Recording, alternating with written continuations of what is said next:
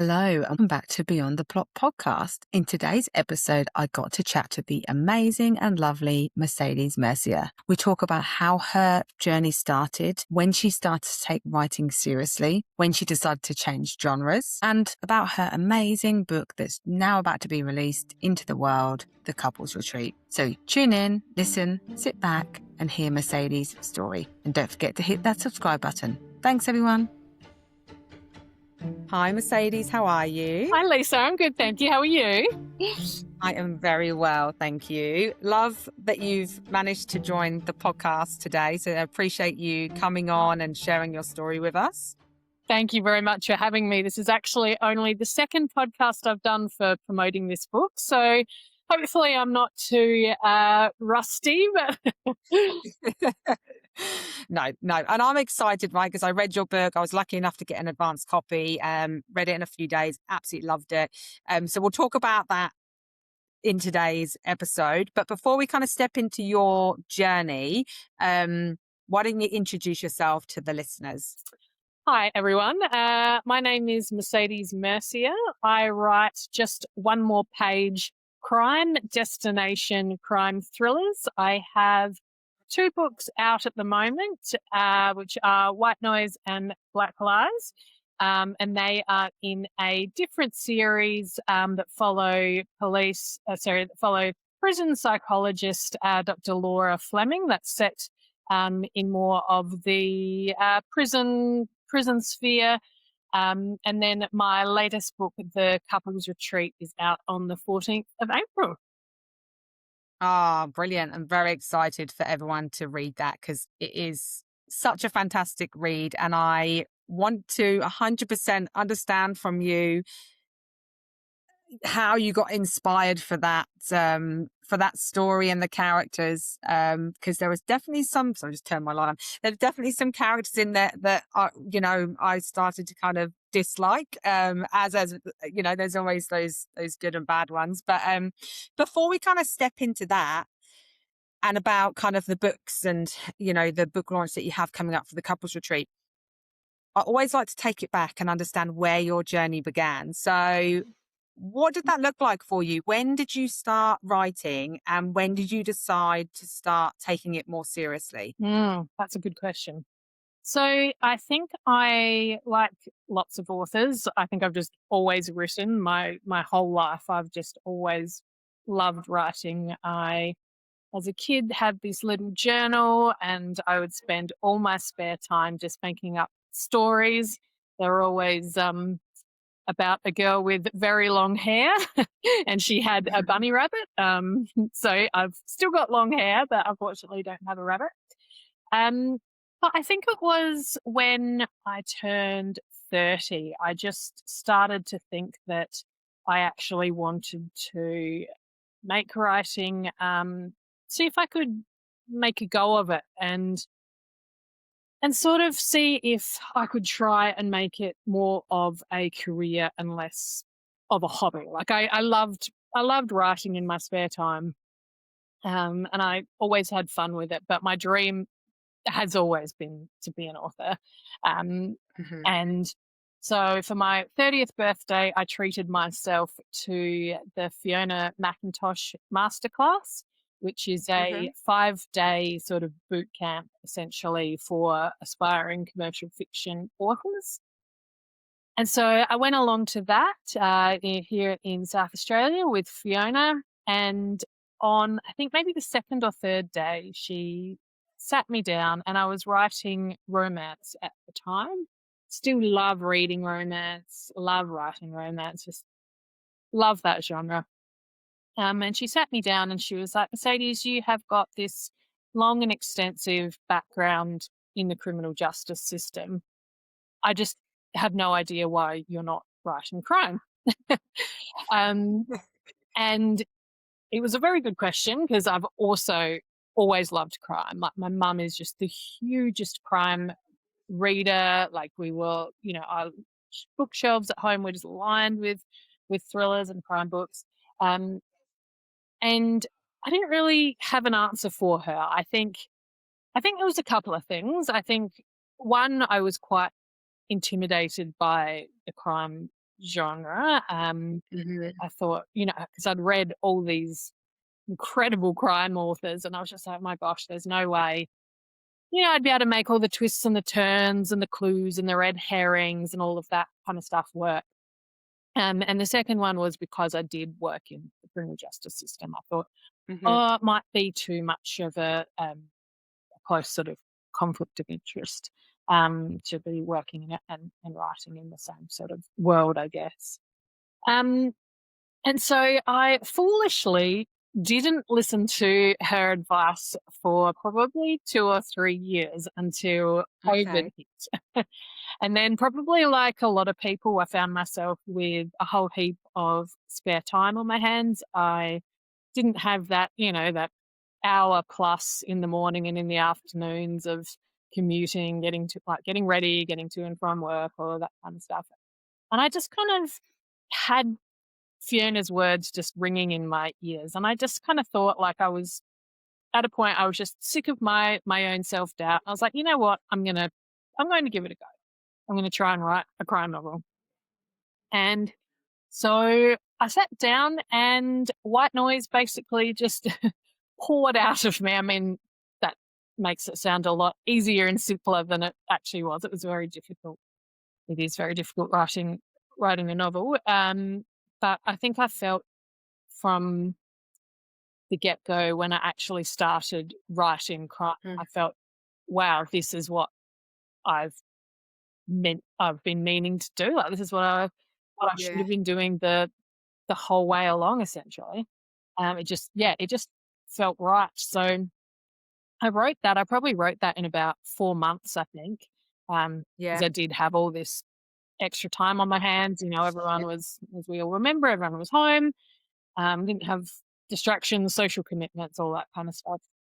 So I wrote that in about 4 months. I sent it off and got it professionally, had a professional manuscript assessment and Yeah. service on it, which was hugely, hugely beneficial.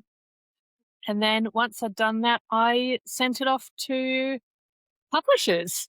And I was, lucky enough to get a two-book deal and get offered a two-book deal. And that was I guess how it all started. Yeah. I mean, what a phenomenal kind of journey in the fact that, you took, and I love when we have these moments in our life when we hit a certain age, don't we? We think, oh, we should be doing this by now. But it's good because it launched you into taking writing a bit more seriously and attending that course by Fiona. Um, what made you then, because you said you sat there and you thought, I'll give it a go. Were you still writing like romance between that course and up until the moment you started writing this new genre? I was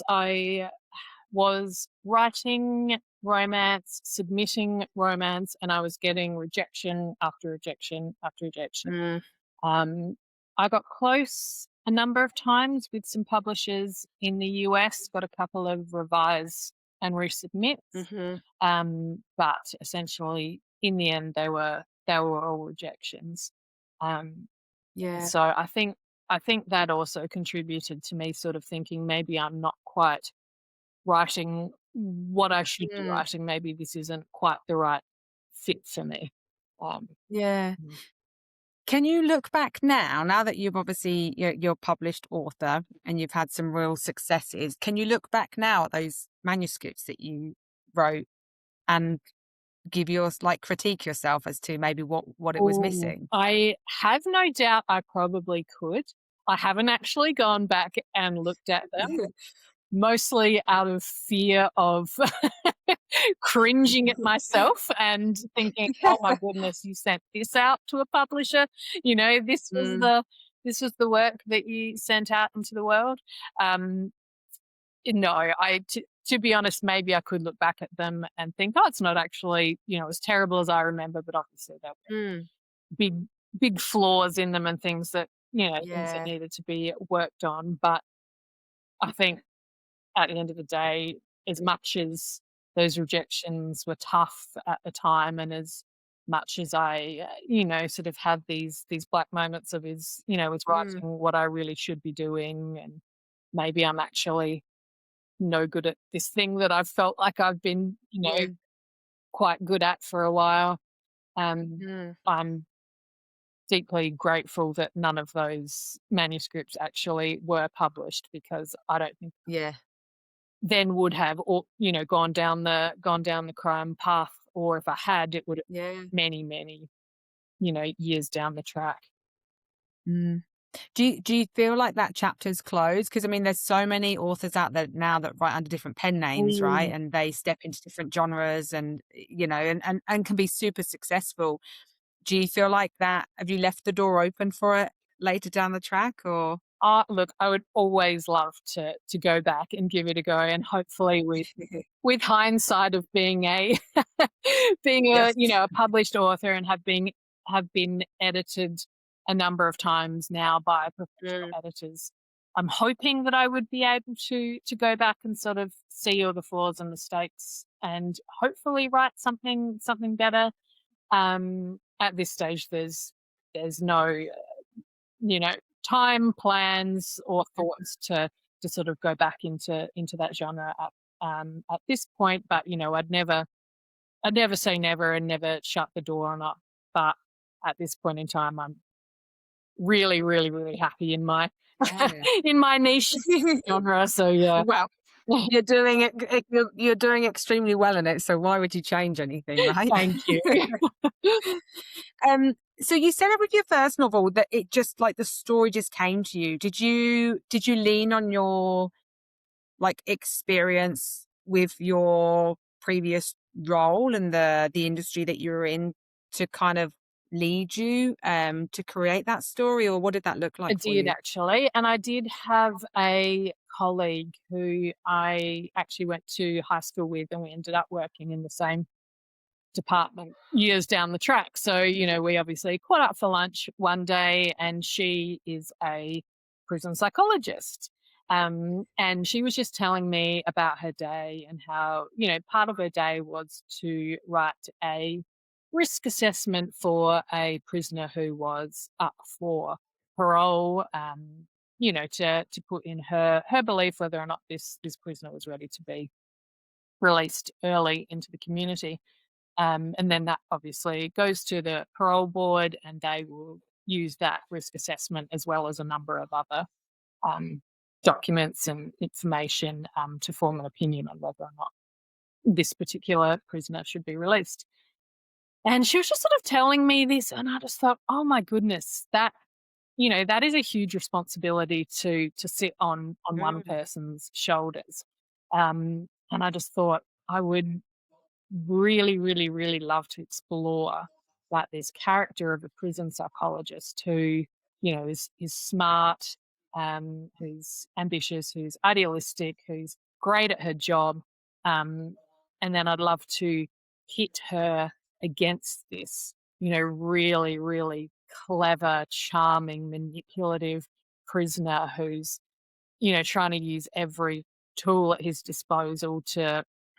to manipulate her and everyone Yeah. else within the prison to make them believe that he's this, reformed model prisoner who's ready to, who's done his time, he's learned his lesson, he's ready to get out and be released. Um, yeah, and so that's where that idea came from. Yeah. Yeah, so yeah, I did use inspiration from real life, but I had to be Mhm. very, very, very careful not to use any actual real life examples. The Yes. prison that the fictional prison that I set the stories in is in New South Wales, so I'm in Yeah. Australia. So I, made sure that I set it in a completely different jurisdiction than the one that I Yeah. work in. I had to be really, really, really careful to really think of every trait and plot point and description throughout the book, and make sure Mhm. that that wasn't based on a specific person, or prison Yeah. design, or prisoner, or situation that I'd experienced, because I couldn't have someone opening the book and reading it and being like, "Hey, that's me." Mm. Yeah. So yeah, Yeah. Yeah. I probably made it initially thinking I've made it easier for myself writing something that I know so well, but I actually think at the end of the day I made it harder for myself, because rather than just being able to write freely and, Mm. edit, I really had to go back and second guess everything I wrote, um, Yeah. and just, yeah, really, really, really do my due diligence there. Yeah. Yeah, and you gave yourself like almost like a double challenge, right? To write in a new genre and then to write about something that you know about, but to be very cautious that you don't step Exactly. into that cautionary kind of line where where you give too much away about the real life scenario. So it was obviously a huge success. And just on that, you mentioned that you did like a manuscript assessment. How did you go about doing that? What did that look like for you in terms of getting it assessed to then feel confident and comfortable enough to put it into a publisher's hands? I paid for a manuscript assessment from an editor called Samantha Sainsbury, and I found Hmm. her on the ASA, the Australian Society of Authors website.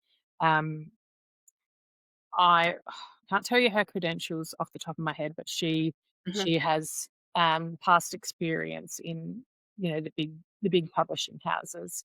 And I sent her an email and just a synopsis of my manuscript and a little bit of a snippet of my writing, and I just sort of said, "Is this something that you would be interested in working on?" And she came back and said, "Yes, I would love to." And so we went from there. Um, she was fantastic. She gave me hugely, hugely valuable feedback. She basically told me in no uncertain terms that she could see where the plot was headed from about Hmm. halfway through the book. She didn't like the ending. She did it in a very constructive, lovely way. I'm Yes. simplifying this a lot. She also had a lot of wonderful feedback as well. Um, a lot of editors use the compliment sandwich. So you started off saying, "I love this book. I love the plot. It's so fresh. It's original. I love the characters. These are the things that you need to work on, but it's got such Yeah. promise, and I'm really excited to work on it with you, etc., etc." So she was hugely helpful. I ended up rewriting probably the last half of the book, and I believe that had a huge impact on getting a yes from a publisher. Mm. Mm. Brilliant. And then so once you felt confident, you went straight out to a publisher instead of an agent, literary agent? I did, and I did it that way because I had done the masterclass with Fiona, and part of her sort of remit, I guess, is for Mm. all the writers um, who've done her course. She will then hand on your manuscript to a number of Oh, nice. publishers and sort of skip the slush pile. Yes. And so yeah, I was lucky enough that my manuscript was handed basically straight to a publisher via Fiona. I Nice. do have an agent now. I have a wonderful agent, and I love being agented. Um, yeah, she's been hugely, hugely beneficial to me. But I can imagine her, like, when you finally sent her what she had, recommended, she was like, "Yes, you've listened to and oh you've yes, done it so well." there was a lot of humble pie being Yeah. eaten, and I deserved every bite, because if if I'd listened to Yeah. her very accurate advice, I would have saved myself years of rejections. Yeah. But that's Yeah, the way my yeah, journey went. So yeah, and it's so nice because I think, you know, just even taking the time to get your like, before you even just sent it out to publishers, you wanted to get that professional feedback as well, right? You wanted to do the right thing, you wanted to make sure that it was ready to be put into the world because I find sometimes, yeah, people are in a position where they just want to send it out because they just want to hear whether it, they're going to get a deal or not. And actually, it might not be ready to be received at that point in time. Exactly, And and that could be the difference. yeah, and I'm very aware that self-editing is not my strongest suit. Mm, I'm quite good at grammar and spelling and, that sort of maybe more technical side, but, the looking at, the overall narrative structure of a book mm, and, picking it apart and putting it back together, kind of, um, feedback you'd get in a structural edit. yeah, I'm I'm not very good at taking a step back and looking at my own work in that way.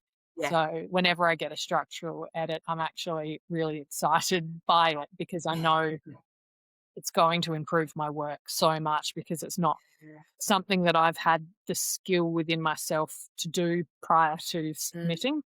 Um, so even though structural edits can often be intimidating and yeah, a lot of work, I'm always quite excited by them because I'll see something and I think, of course, that makes the story so much better or stronger or makes so much sense. yeah, But it's just something that at this stage in my career, I'm not that great at. That might improve with time and the more the yeah, more often I'm edited and can pick up on my own, um, my own shortcomings and yes. issues and that kind of stuff.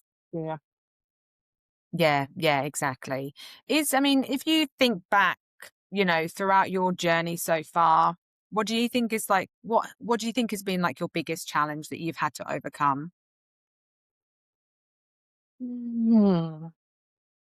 That's a great question.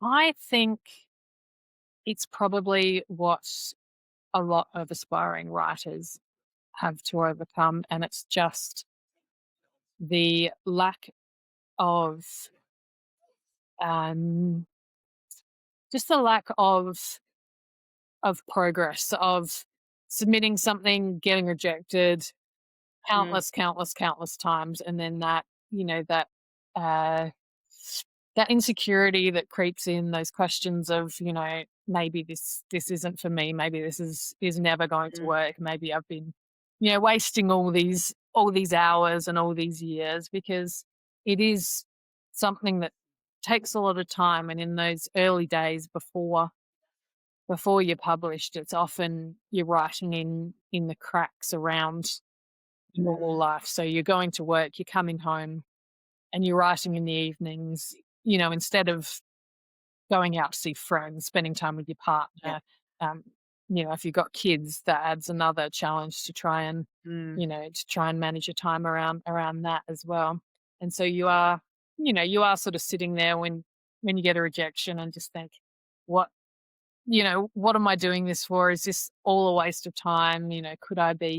Could I be doing something productive or, you know, spending my time differently? So I think probably that was my biggest challenge, but mm, at the same time, I don't think there was ever a moment where I thought within myself that I was ready to give up. I took breaks yeah, after rejections and just sort of took the time to sit um, and be bitterly disappointed and upset and have those fears that mhm, this was never going to work out and I've spent all this time and money and effort for nothing. Um, but at the end of the day, I just reminded myself that I'm the type of person that I can't not write. So yeah, even if I was desperately wanting to give up, if I was like, nah, this is it, this is the end, I'm giving up, I'm going off and I'm pursuing something else I'd like mm, to do. I just don't think I could because I would always have that. I sort of call it like an itch. Like there's just this itch that yes, starts up within me. It's just like that can only be scratched by writing, like this urge that I just have yeah, to sit down and write. And I think at the end of the day, like I just would have always, whether or not I was published, I would have always come back to writing. yeah. And I think that's just the tell, right? That you're not in it just to get published, just to, get your work out there. It's like it's embedded in you, like it's the creativity side of you that has a passion and a love for it. And I think every author that I've spoken to or I've connected with have always said that, like, they've been on a journey of rejection. And if they hadn't had a real love for it, then maybe they would have given up. But because they did have that, they just kept going, and the determination just got stronger, and the layer of thick skin just got thicker. And you're able to then use that feedback constructively to then listen to it more, to embed it into your own work. I mean, do you have a network now, like, now that you're published, and you've got your the Couple Street that's about to be released in April?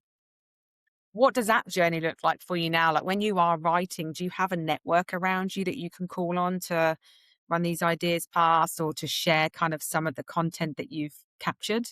I do, I do. And that was a really big lesson that I learned from actually all those years ago doing that Fiona McIntosh masterclass, Mm, was having other people around you that understand what it is to be a writer, to either be a mm, aspiring writer, or that are sort of around the same stage as you now, published authors, is just hugely important, because it's such a unique industry, I guess, and you are spending so much time alone at a laptop that yes. you need to have people around you that understand what it is to be a writer, that can answer whatever question that you might have.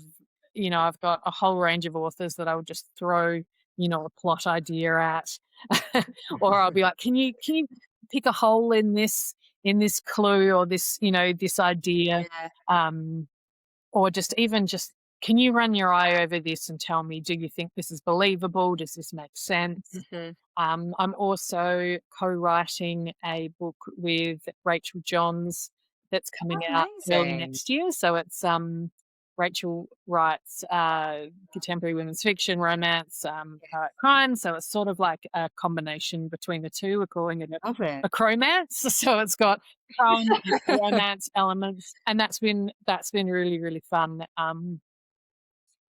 Having someone to write a whole book with, who you can not only sort of bounce, your own ideas off, but have Yeah. this joint partnership um, between two people, is just, yeah, it's just been amazing. So I do think that is one of, if I was going to give out advice, that's one of the most Yeah. important things that I've found, for me anyway, is surrounding yourself with like-minded people that understand. Yeah.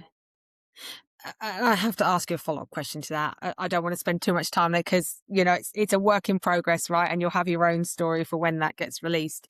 But how did that come about? Like, I've read Rachel Johns's books. Like, how did that come? How did that opportunity arise for you?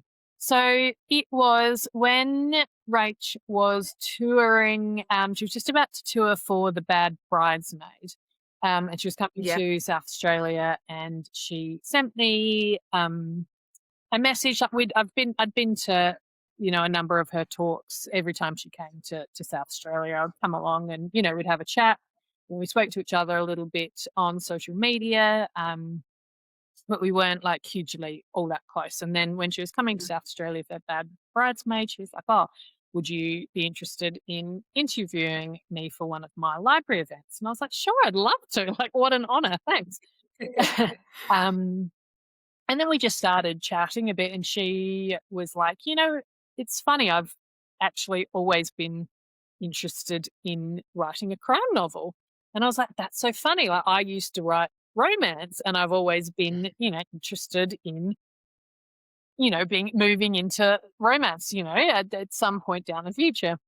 Um, and so she was like, crazy idea. What if happens if we co-wrote a book? And I was like, yes, that sounds amazing. And so we sort of had this idea where we would, co-write a book, and we'd use my crime knowledge, Hmm. expertise, etc., and her romance and contemporary fiction hat and knowledge and expertise, and sort of meld them together. And yeah, it's worked really well so far. The number one Instagram detective agency, due out early next year. So we're in the final stages of writing the first draft currently. Yeah. Will be, yeah, finished at this stage next week. So it's been very, very fun and rewarding experience. And while I don't Yeah. And you never, necessarily think I would go into writing romance alone, I don't think I would at this yes. stage anyway write, um, a romance novel myself. Right. Yeah. I've loved sort of dipping my toe back in the water in, Yes. yeah, in Yeah. that genre. And what an experience, right? And that could be, it could just be a standalone, right? But the experience and the journey that you've been on, but you never know. It could, Yeah. it could go together. We've got signed for 2. So we've got, Wow. first one and a sequel. Um, so yeah, we better get better get cracking on the You do deliver. writing the next one as well, and then edits will come through, and it's just, yeah, all Yeah. going. God, it's like, it's just, I feel like it's what they say. It's one bus comes or several Mm. buses come. And it's just, and I love the story because it sounds like for a number of years you were just putting your all into it, getting the rejection, but you never gave up.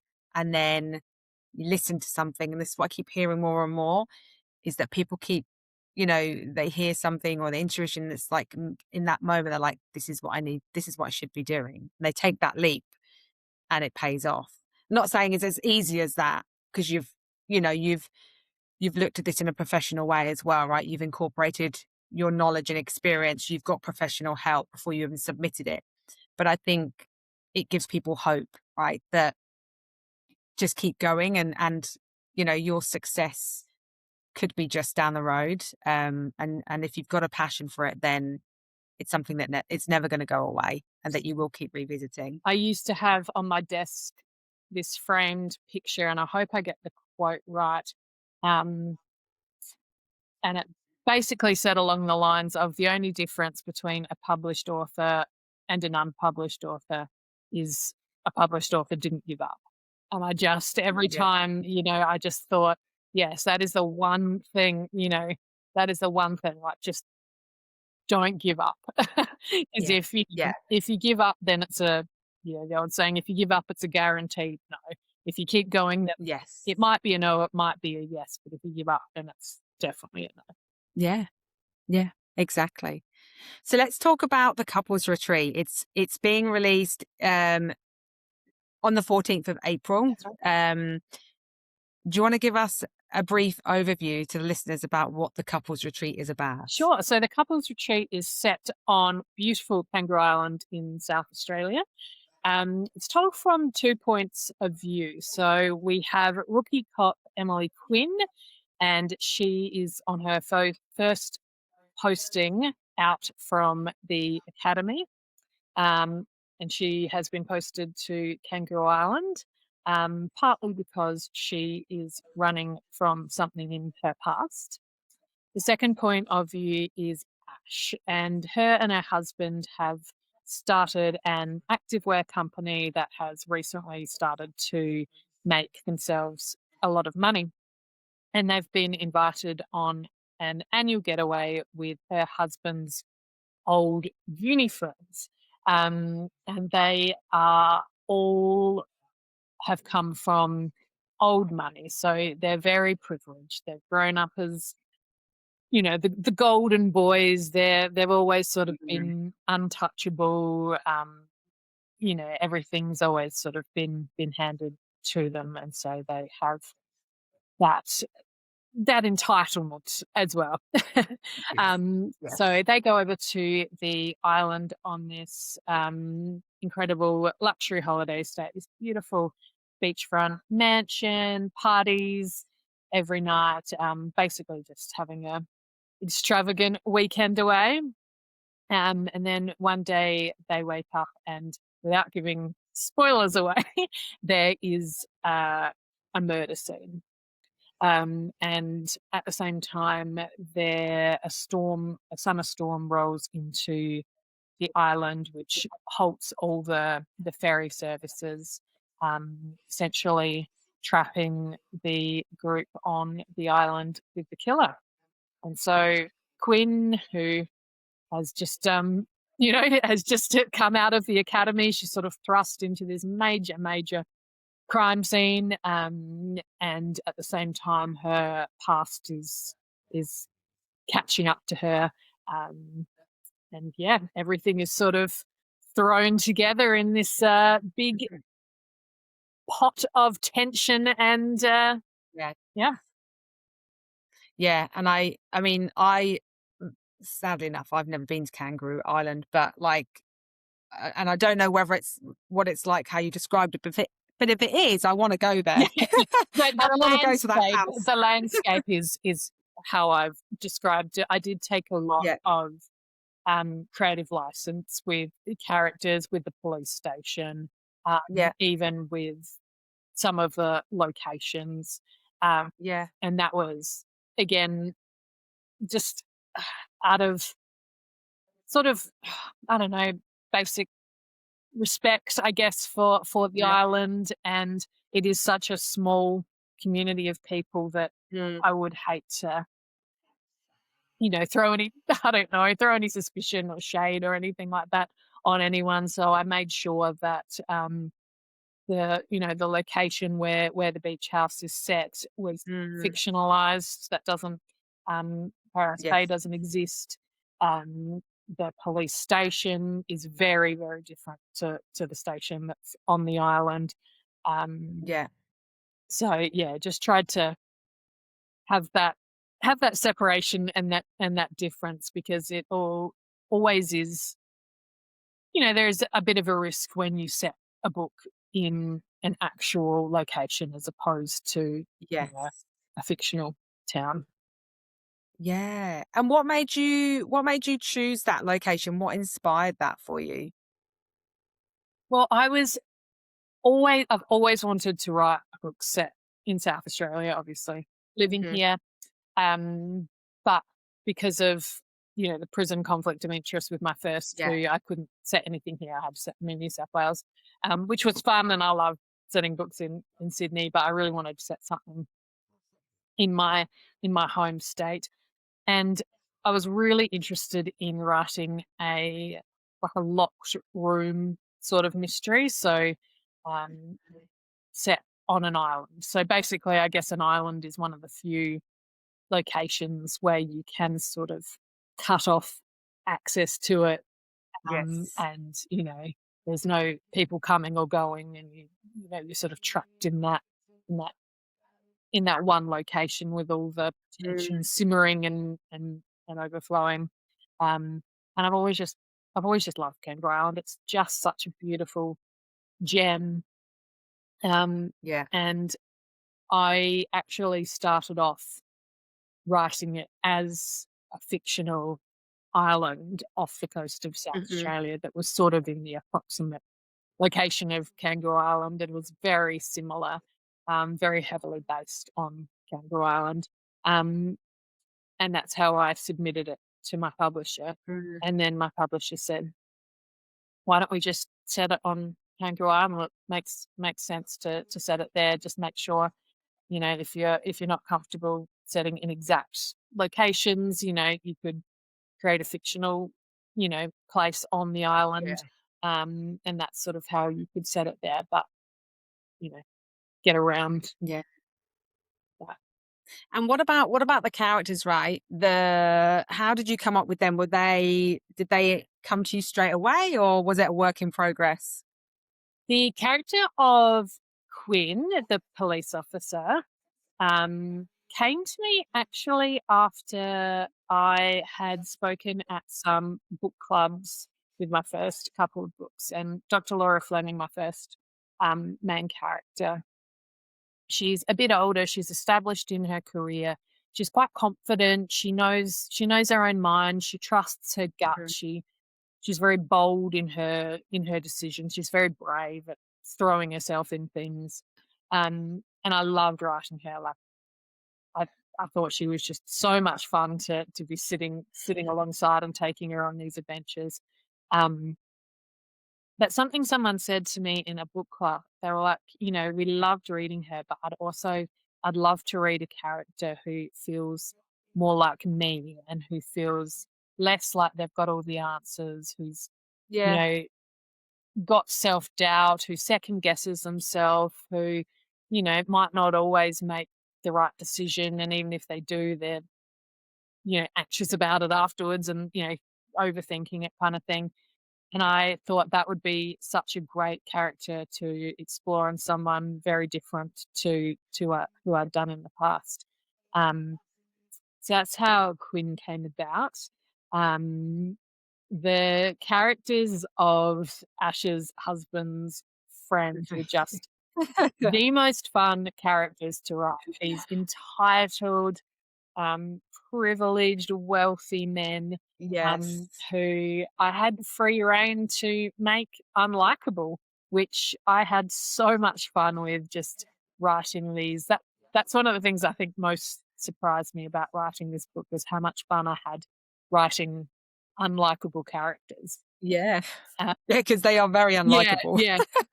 You did that very well. Thank you, and they were hopefully they're fun to read. I had so much They are. fun writing them. I think they kind of tap into that, sort of fascination we have with watching horrible people, whether it's, on White Lotus or, any other Yes. kind of, TV show where these kind of people are centered. And then sometimes it's nice to watch them get a little bit of comeuppance and get a bit of, Yeah. justice come back to serve them as well. So yeah, I think I just had a lot of fun with those characters. And what about the names? I mean, do you find the names just come to you as well? Like, do you kind of create the character and come up with a name, or does the name come kind of do you change them at all? Like once you get more into the Actually didn't change the names of anyone in this, I don't think, which actually isn't like me because I wouldn't necessarily say that names come easily to me. yeah, There's some names that'll just be like, bam, like Emily Quinn, she was on the page, like I just knew her name yeah, from the get-go. Um, but often I will leave a space, or I'll just put like star, star, star for someone's yeah, name until it comes to me. But I never sort of push it. I think with the characters of um, Ash's husband's friends, I think they were quite they weren't too difficult because I wanted to portray the kind of people they were in a name. So mm, I think the name Hugh, the name Rupert, I think, those names you kind of get an idea that these are going to be wealthy, yes, possibly wealthy people. Um, and so I think they came to me pretty easily, but I wouldn't mm. say I'm normally a person who finds names very easy. Yeah. If you had to pick one kind of highlight of writing this book, what was something that you thoroughly enjoyed? I always love writing the climax scene where everything comes together, the characters Yeah, are in danger. You can't, as a reader, you're not sure how they're ever going to get out of it. All the little, pieces that you've laid down throughout the book, all the little clues, all the, little B plot lines, everything is mhm, like all coming together into this one sort of climactic moment. And I always love writing that scene. I yeah, find that will always be a really fun, really easy scene for me to write. Just yeah, comes that part of the book is probably the only part that comes easily and just flows sort of out yes, of me. I also love writing the beginning of books. Yeah. So this couples retreat opens with all the characters on the ferry over to Euro Mm. Island. You see Quinn sitting to the side. She's starting her new life on the island, running from mainland Australia. She sees this group of Ash and all their friends coming over for their luxury weekend, sees them just acting absolutely obnoxiously and making a Mhm. scene and looking down at everyone and complaining about why they're catching a ferry instead of getting choppered over to the island and all this kind of stuff. And I just loved writing that. I think for me that also felt very White Lotus, just everyone, you know, everyone approaching the island, sort of all the characters in one spot, setting Mm. one up, and then obviously they separate. Quinn goes to the station. She starts a job. She has her own life on the island, and then we see the couples go to this luxury mansion and start to Yeah. party and do all the other debaucherous stuff that they Yeah. spend the weekend doing, and then they sort of weave in and out of each other's lives over the weekend. Yeah. Okay, brilliant. Yeah. That sounds, I mean, you've captured the whole story. I mean, what I loved about it was that, like, I was hooked. It was like after every chapter, you really kind of kept me intrigued. And then I was like, what's going to happen next? I need to keep reading on. And which Thank that's what you you. want to do, right? That's one of my favorite things to do is finding a way to end each chapter on a hook. Yeah. Um, I Yes. love ending chapters. I just think that's a really fun challenge that I really Yeah. enjoy. So yeah, that makes me happy to hear that you Yeah. enjoyed it as well. Thank you. Yeah. No, you're welcome. You did the hard work, so it's paying off. Well, look, all the best, and thank you so much for joining today.